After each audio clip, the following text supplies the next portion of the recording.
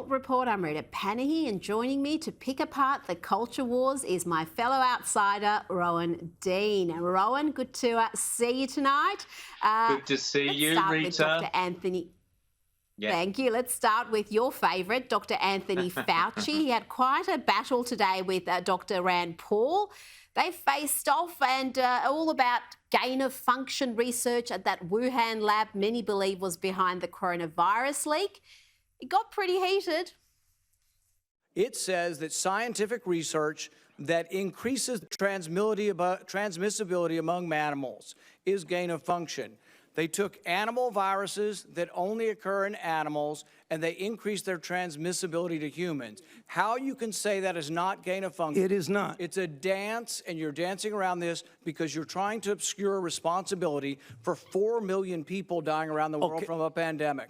And let's send Dr. Fauci. I have to, well, now you're getting into something. If the point that you are making is that the grant that was funded as a sub-award from EcoHealth to Wuhan created SARS-CoV-2.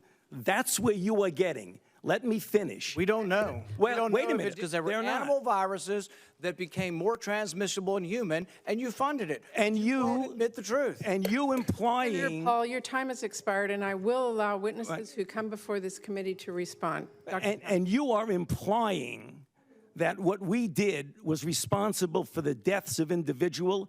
I totally resent that. And if anybody is lying here, Senator, it is you. Ooh, goodness me. Who came out on top there, Rowan? Dr. Fauci is seen as a god by many, and I like his hand movements, he's very expressive. But who won that battle? Well, clearly Rand Paul, because what you saw there, Rita, was a very clever construction of a straw man. And in debating techniques, you construct a straw man so that you can say, that's your point, that's what you're trying to say, and this is false. So what Fauci very cleverly did, and let's not forget, Rita, these two have been sparring over this issue, and the stakes could not be higher, Rita, because basically what Rand Paul is saying is that Fauci, who we saw all during the Trump presidency mocking Donald Trump for suggesting this or that cure, including hydroxychloroquine and other things, mocked in front of the world's media by Anthony Fauci, yet we have subsequently learned that he was secretly funding the Wuhan lab at a time when he had said America would no longer be involved with that. We had emails which pointed out his involvement and all of that, and throws a huge doubt on the veracity of pretty much anything he says. But what Fauci did there in that exchange there, Rita, was to say, and the left do this all the time, you've sat on the opposite side of this argument a million times, as have I.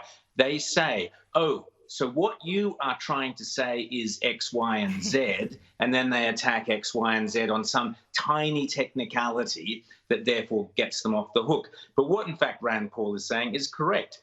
Fauci's research into what is called gain of function, in other words, taking various viruses and meddling with them and playing around, swapping this virus with that virus, sticking the AIDS virus into this bat virus or the common cold or whatever. That's all comes under the label of gain of function. It means you are changing the function, the natural function of the virus. We know, or we're pretty certain, that coronavirus has some component of man-made activity to do with it. So therefore, and we know that it comes from Wuhan, and we know that it probably more likely came from the lab than from the bowl, the famous bowl of bat soup. So we know, Rita, that it is really likely that the research that Fauci was funding, directly or indirectly, led to the coronavirus and the world pandemic. Now, Fauci can dance around, as Rand Paul says, all he likes, but that is the key fact that will eventually have to be resolved. And if it is, I wouldn't want to be Anthony Fauci. Well, it is wild that this deep into this pandemic, we still don't know for certain precisely where it came from. And the whole lab leak theory went from some wild conspiracy theory to something that is now seen by many scientists as the most likely theory. And even the Biden administration wants further investigation into it.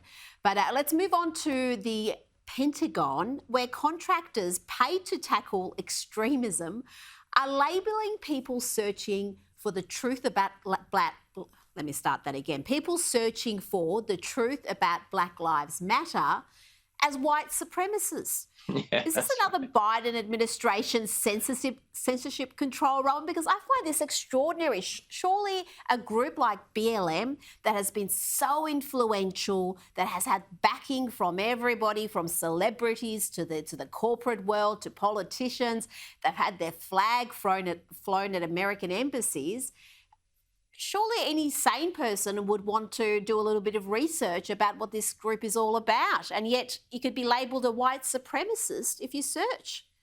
And again, Rita, this is the classic trick that the left pull. So they're saying, remember how they said if you say all lives matter, that made you a racist, which is the most absurd and ludicrous comment you could possibly ever arrive at. It is so absurd, it's worthy of Lewis Carroll or Monty Python or whatever.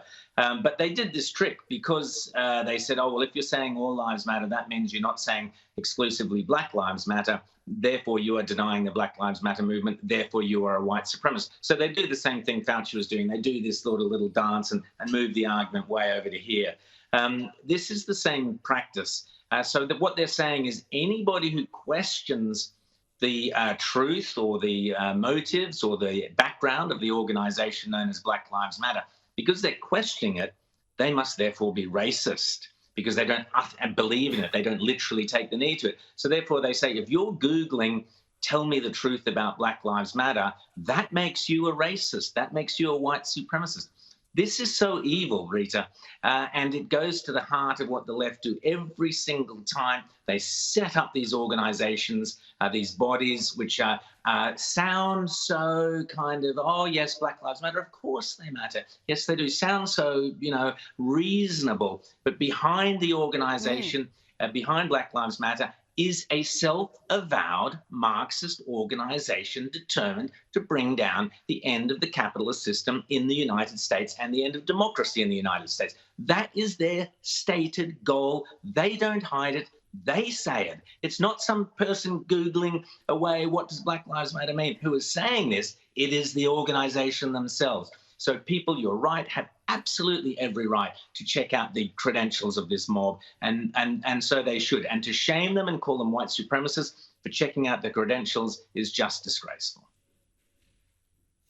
You're 100% right. And if you actually go to Black Lives Matter's own website, their own website, and read what they stand for, it becomes very clear that they are proudly Marxists. They're not.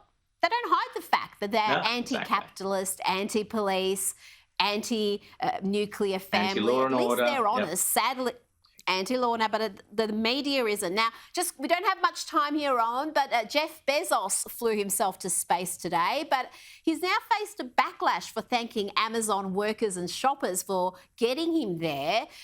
Who should he be thanking instead?